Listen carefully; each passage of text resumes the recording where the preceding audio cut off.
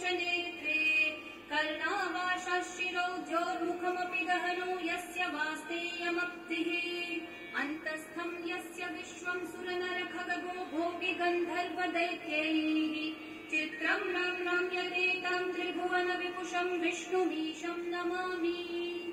ॐ नमो भगवते वासुदेवाय।